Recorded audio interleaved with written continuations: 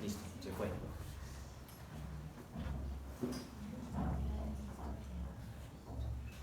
Estos serán de los soportes que cuelgan o de los que se extienden. Parece que es de los que cuelgan.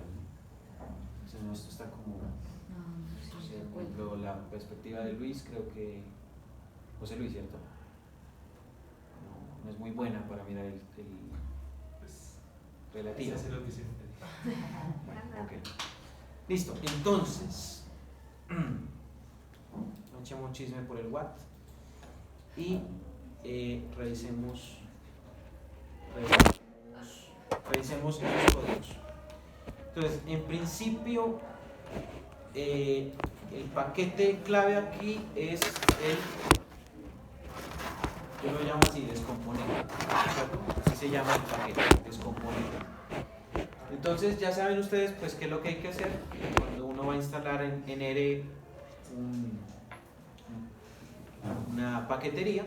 Entonces utilizamos el install.package, abrimos paréntesis, entre comillas, descomponer, y dependiendo de la calidad del internet pues uno corre esto y mira si funciona o no, ¿de acuerdo?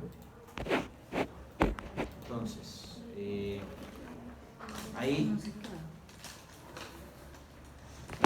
lo instaló ya. ¿Listo? Ya se instaló el descomponente. ¿Lo tienen instalado? No. Pues espero.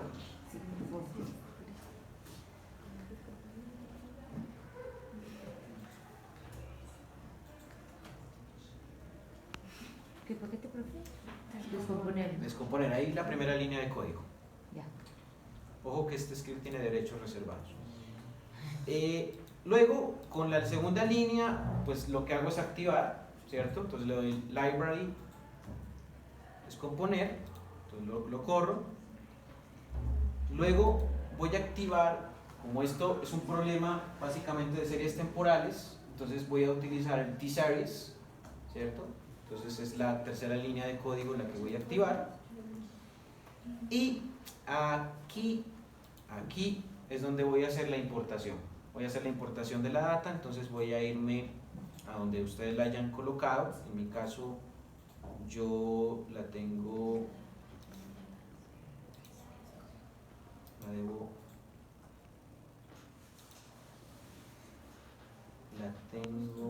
vamos a sacarla de aquí. Bueno, no, sacarla no, vamos a copiarla. La voy a copiar y la voy a meter en el escritorio para que sea más sencillo encontrarla. Entonces, se llama activos y lo que voy a hacer entonces es irme acá a importación y la voy a importar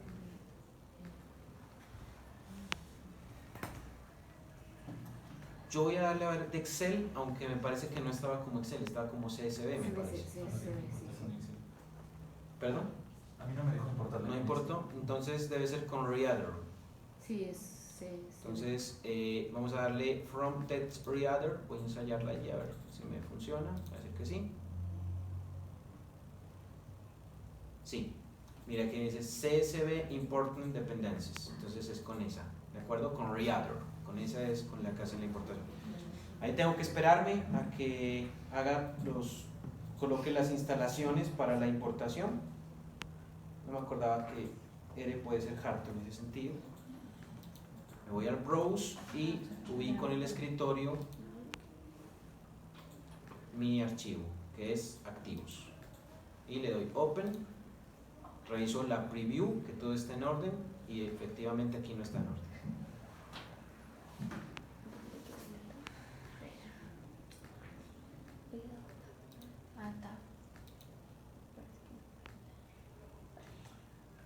Aquí la clave es en el delimitador, toca colocarle, pues se llama así semicolon, ¿de acuerdo? Y ahí ya lo tengo separado adecuadamente, ¿listo? Esto es ensayo y error, o sea, toda esta vaina de programación es ensayo y error, ¿de acuerdo? O sea, uno aprende estas vainas ya es por tanto error que ha cometido. Entonces, ¿la tienen ahí? ¿Listo? ¿La tienen con separación semicolon allí? Entonces le voy a decir import y ahí ya tengo mi base de datos importada. Son activos operacionales, la serie va del 2010 al 2020. ¿Qué es lo que vamos a hacer? Vamos a convertir estos datos que están en años en meses. O sea que de la primera observación del 2010 van a salir 12 datos. Y así para cada uno de estos, para cada una de estas observaciones, luego esto se va a multiplicar, ¿cierto? En una relación de 1 a 12. Esa va a ser la multiplicación de datos que vamos a tener. ¿Listo? Listo. Regreso nuevamente al script y lo que aplico es un attach para poder acceder a la base. Entonces le aplico el attach, ¿cierto? Entonces attach entre paréntesis activos.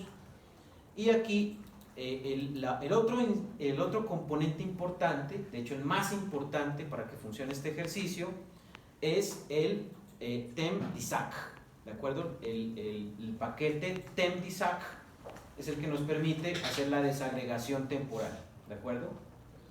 Entonces lo vamos a instalar. Este creo que es un poco más pesadito, pero ya se fue, ya se instaló. ¿De acuerdo? Entonces, package temp_disac successfully unpacked and MD5 sounds checked. Entonces ya quedó. Y lo voy a activar con el library. ¿De acuerdo? Entonces le aplico el library temp_disac. Listo. Ya, ahí ya tengo activada la desagregación temporal. Ahora, lo que voy a hacer aquí es declararla como una time series. En la línea de código 7 la voy a rebautizar a la base de datos como activos T, ¿cierto? Para que quede como una base de datos temporal. Luego con el comando TS de series de tiempo, de time series, entonces le digo dentro de la base de datos activos, le coloco el signo de pesos, extráigame la variable a operacional, ¿cierto? Le doy coma y le digo, esa vaina arranca, start, ¿cierto? Concatenada, arranca en el año 2010, coma 1, eso significa que ese es el primer dato, y luego le digo, coma frequency igual a 1. Entonces con eso le estoy diciendo, después del 2010 va el 2011, después del 2012, después del 2013, y así hasta que termine el dato. Hay otra forma de colocarle lo mismo, que sería colocarle el start en 2010 y colocarle un ending o un end en el último año, ¿de acuerdo? Pero bueno, teóricamente parece fácil, pero tienen que saberla programar, ¿listo? Yo les doy esta, que en esta simplemente coloco el start y él ya llega hasta donde tenga que llegar, que es el último dato. Y una vez haciendo eso, pues lo que voy a hacer para ver si quedó todo bien, y esta grafiquita me va a servir, es crearle una gráfica a ActivoSTEP mediante plot.ts, ¿de acuerdo? Entonces si corro esa línea, esas dos líneas de código, me tiene que generar esta grafiquita como resultado. Entonces por favor, todos tienen que estar en esta grafiquita. Si tienen bien hecho el proceso, está ahí. Tienen que darles esa grafiquita. Hasta ahí no hemos hecho nada más que graficar los datos, ¿cierto? No hemos hecho nada más que graficar los datos. ¿Voy muy rápido? ¿O me parece? Sí, un poco, profe. Ok. Ahí es. Yo espero entonces. Ahí.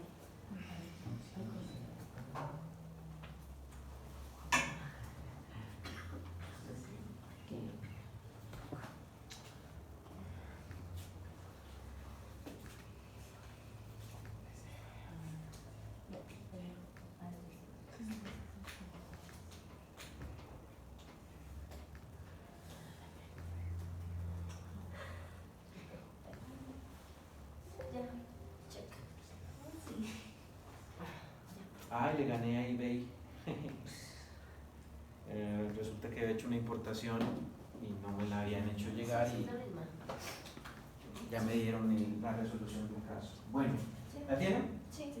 Listo, aquí no tenemos otra cosa sino una grafiquita de los datos que tenemos. No tenemos nada de desagregación temporal, nada. O sea, no hemos hecho nada nuevo, en realidad. ¿Listo?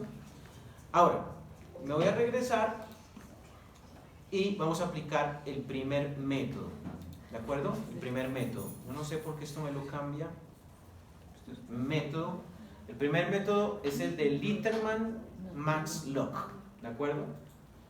Es el método de Litterman-Max-Lock. ¿Hay literatura sobre esto? Sí, sí la hay. Se explica el proceso matemáticamente. Hay un proceso matemático. Es muy parecido a lo que vieron ustedes en Econometría 2 con los filtros de Hodrick-Prescott. Se parece mucho. No voy a demorar mucho en eso porque de hecho este tema ni lo pensaba trabajar, pero ya que se dio la coyuntura dije, bueno, metamos. Entonces, la primera técnica es la de Litterman-Max-Lock. Y lo que hago yo aquí, en esta línea de código, es, pues para que ustedes sepan que es el método de Litterman, pues llamo a la serie que voy a construir Litterman. ¿Listo? La llamo Litterman y ahora sí, le aplico el comando td, que es básicamente el de temp-desag, ¿cierto? Desagregación temporal, ¿cierto? td, que es de temp-desag. Entonces, td, que es de, eso es desagregación temporal, y aquí coloco yo la serie, ojo, por la programación, porque aquí coloco la serie que está con la declaración de tiempo. O sea, el filtro que voy a aplicar exige que la serie sea una serie que sea aceptada como una serie de tiempo. Si usted no le mete eso, él va a decir, esto es una cross-section, no puedo hacer nada. Tiene que ser una time series declarada, ¿de acuerdo? Aquí le colocamos virgulilla 1, ¿cierto? Esta es una secuencia de código que se requiere, coma, y aquí viene la parte clave para nosotros. Ahí le coloco to, ¿cierto? Le coloco ahí equity monthly, entre comillas, que es la frecuencia deseada, ¿de acuerdo?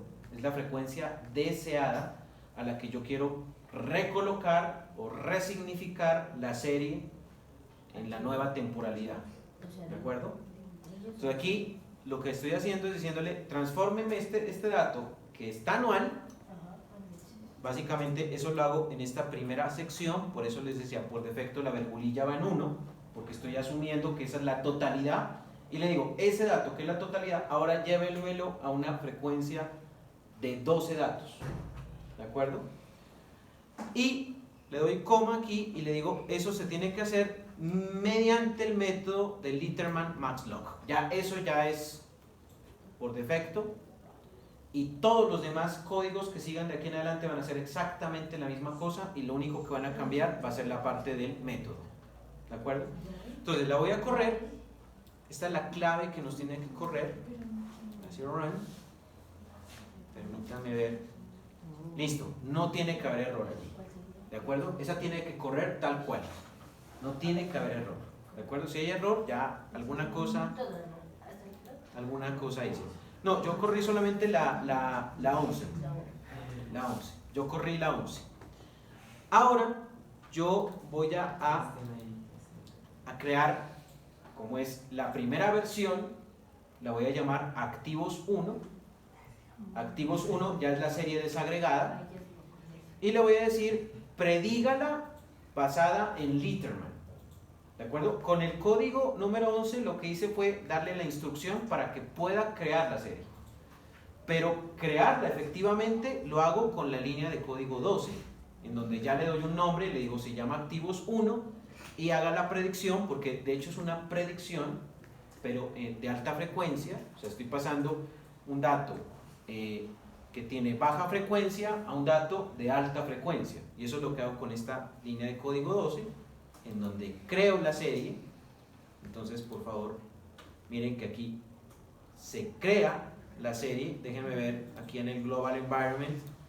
Ya se creó y miren que ahora pasó. Activos T, fíjense en el panel que activos T va de 1 a 11 en términos vectoriales. pero digamos, el uso de el filtro que hemos aplicado, que es básicamente el de Litterman-Max-Lock, ha hecho que ese vector lo expandamos en términos de su frecuencia hacia un total de 132 observaciones. Ahora ya tengo 132 observaciones. Empecé de tener, ¿cierto? 11 observaciones a 132, ¿de acuerdo? Entonces, esto es más o menos como cuando uno era niño que comía un chicle, y cuando uno es niño, por lo menos a mí me pasaba cuando era niño, que yo llegaba y me sacaba el chicle y lo estiraba. Es lo mismo, sino que con un vector. Entonces tenía un vector pequeño y ahora lo estiro como si fuera un chicle, ¿de acuerdo? Gracias, versión de Julio Riascos, cuando tenía 6 años, porque yo hacía esas cosas a los 6 años. Bueno, entonces, ahora le digo, grafíquemela, y aquí es donde se viene lo interesante, porque aquí ya voy a graficar la nueva serie expandida, ¿cierto? Entonces, le voy a decir zoom para que se mire algo, porque si no, no se mira nada. Y si ustedes se dan cuenta, esa sería la serie con la expansión, ¿de acuerdo? Ahora, ya les dejo a ustedes el trabajo de sobreponer la gráfica original con la gráfica recreada, y lo que se van a dar cuenta es que aquí hay una suavización estadística, ¿de acuerdo? Se ha hecho un proceso de suavización, pero la gran ventaja, la enorme ventaja es que no he generado una constante, ¿de acuerdo? Esa es la gran ventaja del método, que he dejado de decir, tengo este dato, entonces lo divido y ya, pero con el problema de que me queda una constante. No, él me aplica una suavización, que no obstante esa suavización, no me permite ver a mí algo que es importante, y es la estacionalidad de la serie, ¿de acuerdo? Ya, desde este punto de vista, esta serie es una serie ficticia ya, ¿de acuerdo? Desde el punto de vista de la estacionalidad. Es un método, pues, se tenía que mostrar y se mostró, ¿cierto? Y si yo quiero ver los nuevos datos, entonces simplemente le digo activos 1, le doy run, y él me muestra, mire, estos son los datos nuevos que ahora tengo yo. Ahora, por favor, hagamos un ejercicio matemático. ¿Usted puede decirme cuál era el valor del dato original? De los activos, el primer activo, ¿en cuánto estaba? El primer activo del año 2010. ¿Cuál era el El original. El original. 23. 23. Entonces, yo tomo 23 y ese es el dato anual. ¿Qué pasa si yo tomo 23, que es el dato anual, y lo divido entre 12? ¿Cuánto me da eso? 1,91. Entonces, si yo voy a ver la data que he construido, miren cómo está mi enero del 2010. Es 1.91 5275, ¿cierto? Pero fíjese que ese es el enero. El febrero, perdón, aquí me quedan 1,9153.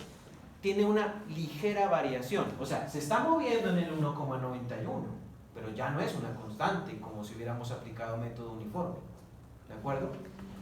Me voy a marzo, sigue siendo 1,915373. Miren, en abril sigue siendo 91, 91, en julio, en agosto, en septiembre, pero paso, ¿cierto? Perdón, aquí a octubre, noviembre, y solamente hasta diciembre se incrementa un poquitico hasta el 1,92, ¿de acuerdo? Entonces, en lugar de expresarme una constante que siempre va a ser 1,91, lo que sería tonto, porque sería tomar el dato de 23, dividirlo entre 12 y dejar una constante de 1,91. Este método lo que hace es generar una suavización de la data para que tenga lo que necesitamos tener en econometría, variabilidad. ¿Listo? Con pinzas esta vaina con pinzas, ¿de acuerdo? Hay que justificar muy bien el uso, ¿por qué utilicé eso? ¿De acuerdo? Con pinzas. El método existe y se puede aplicar. Ahora, la propuesta que tengo yo es que aquí hay varios métodos econométricos. Bueno, más que econométricos, yo me atrevería a decir que son estadísticos. Por ejemplo, está como segunda opción el método de Chaun-Lin max lock, ¿de acuerdo?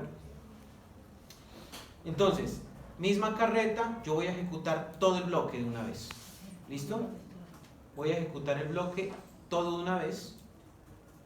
Y lo que voy a hacer,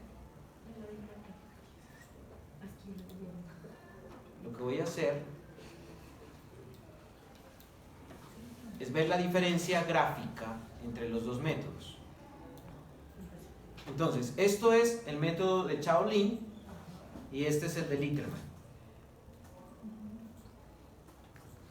¿Qué pasó? ¿Se fue?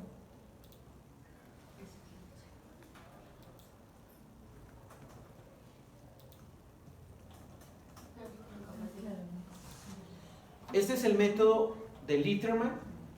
No, este es el max lock, ¿cierto? El 1 es el de... El de Litterman tenía suavización, ¿cierto? ¿Se dieron cuenta? Tenía una suavización. Ah, aquí. Fíjese el método de Shaolin. No tiene suavización. Son los datos o sea, tienen quiebres. Son más notables los quiebres. ¿De acuerdo? No, profe, esa es la de activos ST. Esa es la original. Esa es la original. Ah, ya, ¿no la tengo graficada? No sé. Pero Permítame. también es suave la de activos 2. Ya, ok, listo. Aquí ya no tengo confusión entonces. Esta es Shaolin. Entonces estaba inventando yo acá los quiebres. No, es suavizada, ¿cierto? Ah, pues aquí está, mira, activos 2. Esta es la de Shaolin. Sí, por ahí. Ajá. Y esta que tengo acá, permítame, esta sería la de Litterman. Entonces, pues bueno, muy difícil ver allí entonces el cambio. De hecho, no sé si ustedes puedan generarse una línea de código para graficar las dos.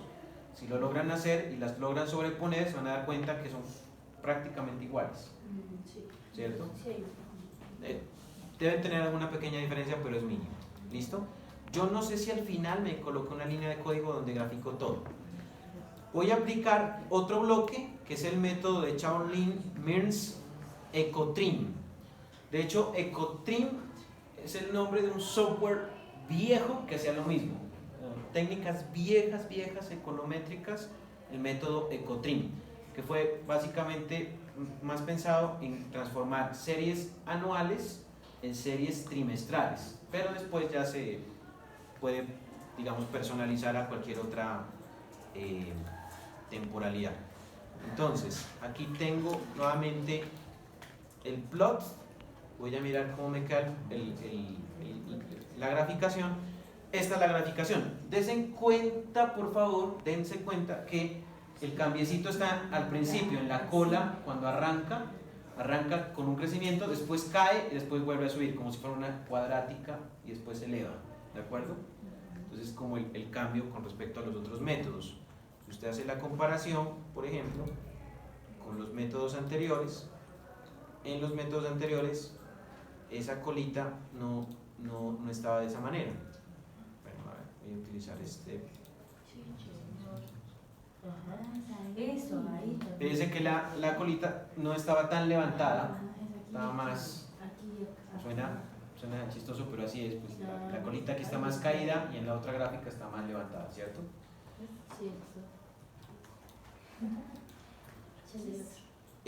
Vamos a mirar el método de Shaolin Mearns Killis, otro método que hace básicamente la misma tarea. Fíjense que aquí la colita sí es bastante más planita, arranca, digamos, casi que como una constante, después empieza ya a ver dinámica, ¿de acuerdo? Este es el de Shaolin Fixed. Yo lo utilicé en un trabajo de investigación reciente.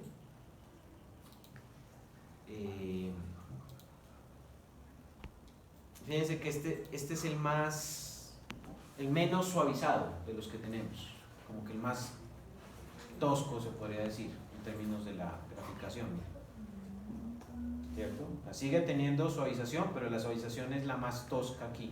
Y fíjense cómo está el arranque, es casi que una U al principio, ¿de acuerdo? Entonces, es como más tosco. Está este que es el método Dynamic Mass Log, otro método de desagregación. Fíjense que en este no hay colita, o sea, entra caída la cosa y de ahí se va subiendo, ¿de acuerdo? Este es el Dynamic Mearns, otro método adicional. En general, fíjense que los métodos tienden a ser más o menos parecidos, o sea, tienen algunas diferencias, pero son pequeñitas. Este es el aporte mexicano, el método de Fernández. Muy parecido al anterior. Este es el de Litterman fijado. Este es Litterman fijado.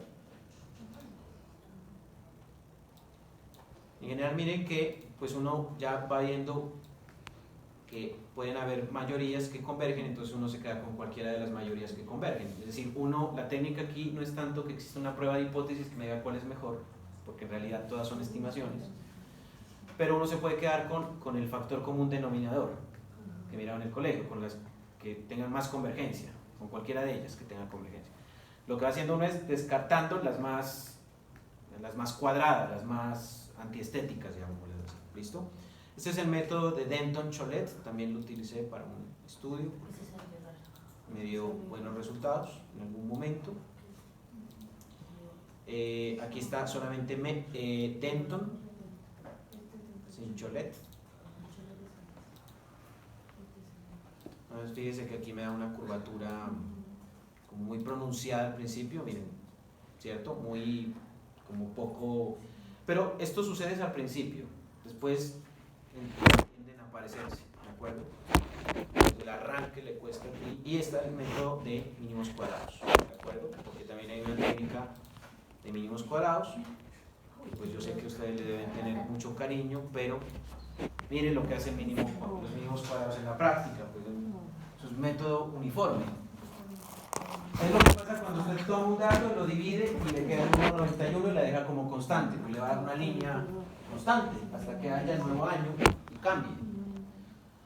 Entonces ya se entiende por qué los mínimos cuadrados, a pesar de que usted los quiere mucho, sobre todo después de ver econometría 1, porque ese método pues es A, E, I, O, U, ¿cierto? O sea, necesario aprenderlo, pero pues listo. Bueno, ya que vi una cosa rápida de time series que puede servir, ahora sí ya me voy a la clase que yo quería hacer el día de hoy.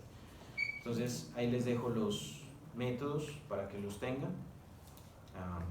Creo que puede ser que en algunas situaciones pueda ser útil, porque una consulta recurrente, muy recurrente, es: profe, tengo problemas con los datos, no tienen la misma frecuencia, o me faltan datos, profe, o qué puedo hacer aquí. Entonces puede ser una opción, pero hay que meterle mucha literatura para poder utilizarlo. Bueno, yo voy a mostrarles un poco este tema de paneles con un ejemplo concreto también. Pues como les decía, yo estoy haciendo un research y este es un panel, ¿de acuerdo? Entonces permítanme, les muestro el panel primero para que lo vean en vivo y en directo, el panel, y ustedes ya viendo el panel van a saber de qué se trata. Entonces fíjense que yo aquí tengo variables PIB, este es el PIB, aquí tengo la desocupación y aquí tengo una serie de COVID. Y aquí tengo una dimensión que es la dimensión que la he denominado individuo, y aquí tengo otra dimensión que la he denominado año, ¿de acuerdo? Entonces si yo simplificara este bloque, llamémosle el bloque Antioquia. Entonces yo tengo aquí que para Antioquia tengo información de la relación PIB desocupación que arranca en el 2007 y termina en el 2021. La variable COVID es una dicotómica que tiene valores de 1 cuando aparece la pandemia, 0 en caso contrario. Entonces, antes del 2019, perdón, antes del 2020 no había COVID. El COVID en Colombia llega en diferentes momentos para las regiones, pero llega, pero en el 2020, eso llegó en el 2020. En 2019, usted sabe que en diciembre del 2019 usted salió y tuvo carnavales, bueno, todo lo que hay en diciembre y en enero.